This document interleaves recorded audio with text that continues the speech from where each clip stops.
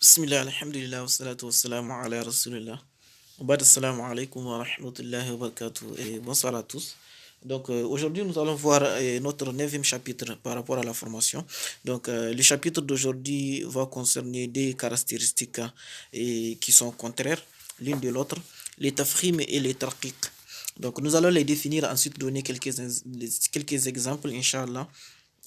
Pour les tafkhim, c'est une caractéristique qui consiste à remplir la bouche avec de l'air lors de la prononciation de certaines lettres. Donc, euh, techniquement, le bas de la bouche s'éloigne du haut de la bouche et la langue se rapproche du haut. C'est-à-dire, lors de la prononciation de certaines lettres, vous gonflez la bouche, vous remplissez la bouche d'air et également la langue se rapproche de la partie haute de la bouche lors de la prononciation de ces lettres-là. Il s'agit de certaines lettres qui sont spécifiques. Ces lettres-là, à chaque fois, il faut les lire comme ça. À chaque fois. Inch'Allah, nous allons voir quelles sont ces lettres-là. Elles sont au nombre de 7. Vous avez la lettre Dha, la lettre Kha, la lettre So, la lettre Dod, la lettre Ra, donc la lettre Ta et la lettre Qaf. Donc, ces 7 lettres doivent être lues tous avec tafkhim.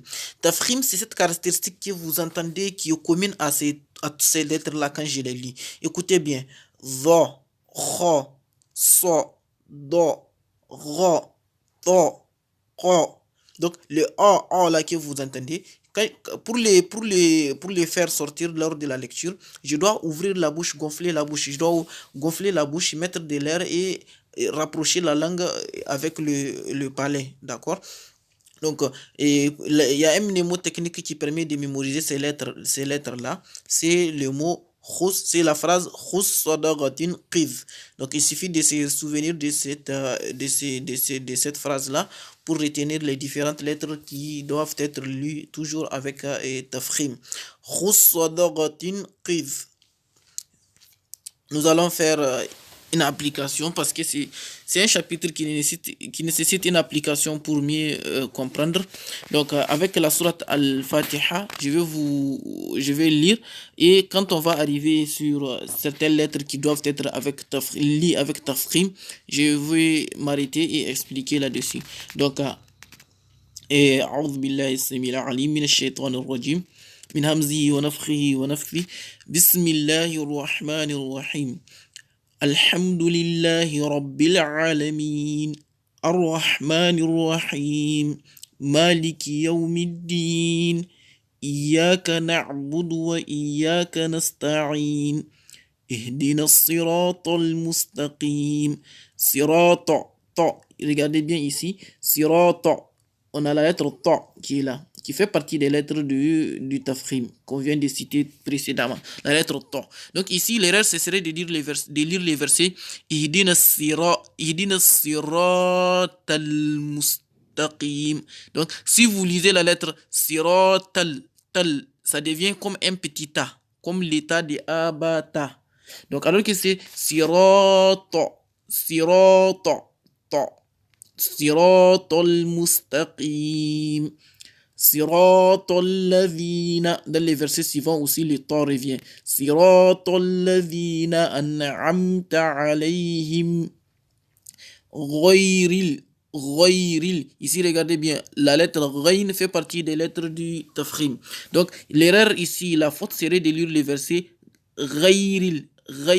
Vous ne devrez pas dire Ghairil, c'est Ghairil. Ça doit être tafkhim. Donc c'est-à-dire qu'il y a la caractéristique des tafkhim qui est là et on gonfle la bouche et on lit Ghairil au lieu de Ghairil. Donc on ne doit pas lire les versets Ghairil, c'est Ghairil Maghdou. Ici regardez la lettre Dod. Elle fait partie également des lettres du tafkhim. La faute serait de lire les versets Ghayril Maghdubi. C'est pas Doubi, c'est Dou. Ça doit être lu avec tafkhim. Ghayril Maghdubi alayhim waladdallin. Ici, et dans le dernier mot, au niveau du dernier verset, le dernier mot Dolin. Remarquez que la lettre Dod aussi fait partie des lettres du tafrim. Donc, la faute serait de lire les versets. Wala dalin. D'accord? Donc, la lecture du verset doit se faire comme ça. Waladolin.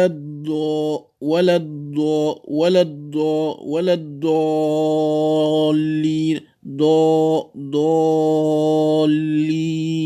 Do. C'est pas da, c'est do. Donc, il faut faire attention à cela. Et nous allons continuer avec, j'espère que les tafrim, on a pu saisir ce que c'est. Nous allons continuer avec les tarqiq. Donc les tarqiq, pour définition, tout simplement, c'est le contraire du tafrim. Et techniquement, le bas de la bouche ne s'éloigne pas du haut de la bouche et la langue se rapproche plutôt du bas de la bouche. C'est-à-dire que la langue reste au repos en bas ou au niveau de la bouche. Et nous allons voir les lettres qui sont toujours lues avec tarqiq. Donc toutes les lettres en dehors des lettres qui sont lues avec tafrim, c'est-à-dire les lettres de la phrase khus sadaqatin qiv, tous seront lus avec tarqiq. Donc sans faire une élévation de la langue et un gonflement de la bouche. Regardez par exemple la lettre sin. Quand je lui mets fataha, ça donne ça. Ça, c'est bel et bien différent de so. Donc ici, par exemple, la lettre Z, j'ai dit za. Donc c'est différent de zo. Et par exemple, ici, la lettre, ainsi de suite. Nous allons voir que par rapport au tarqiq, il y a certaines lettres qui sont là, ici, et qui ont un statut particulier et qui constituent une exception. Ces lettres-là sont la lettre alif de prolongation, quand elle est utilisée pour prolonger la lecture de la fataha, ou la lettre lam, quand elle est utilisée dans le nom d'Allah, quand on dit Allah. Donc la lettre lam, normalement la lettre lam est tarqiq, mais vous allez voir que dans le mot Allah, son statut peut changer. Également la lettre ra. Donc la lettre ra, on ne doit pas dire la lire ra. Nous allons voir qu'elle doit être lue ra. Donc la lettre ra aussi, elle est tarqiq, mais son statut est très particulier. Elle est quand même par rapport à la lettre alif de prolongation et au lam contenu dans le nom divin, la lettre ra possède beaucoup de cas dans lesquels elle change et très souvent de caractéristiques entre les tafrim et les tarqiq. Donc il y a plusieurs situations dans lesquelles elle change et avec des exceptions aussi. Nous n'allons pas les aborder, nous allons un peu introduire sur ces cas-là. Donc les lettres qui sont soit tafrim ou tarqiq selon les cas, et ce sont les trois lettres qu'on vient de voir. Donc alif de prolongation, les lames contenues dans le nom divin d'Allah et la lettre ra, bien sûr. Donc nous allons essayer d'être bref, nous n'allons pas approfondir.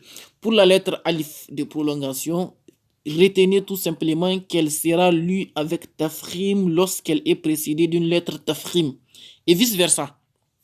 C'est-à-dire que pour les alif de prolongation, sa prononciation se fera en fonction de la lettre qui les précède. Quand la lettre qui précède le alif de prolongation est une lettre tafrim, vous allez lire le alif de prolongation avec tafrim. Lorsque la lettre qui précède le alif de prolongation est tarqiq, vous allez lire les alif de prolongation avec tarqiq. On va faire un exemple. Par exemple, dans le verset wala dolin,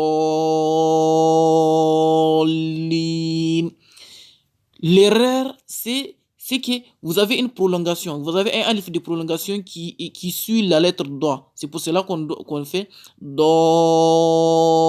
Maintenant le do là, la lettre do elle-même elle est tafrim, on le sent bien, do. Maintenant la prolongation qu'on fait aussi devient tafrim. Et ça donne do.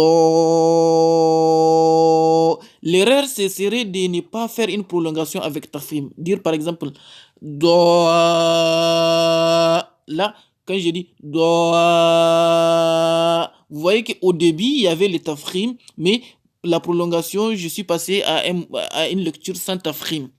Donc, ce qu'il faut faire, c'est wala dolin.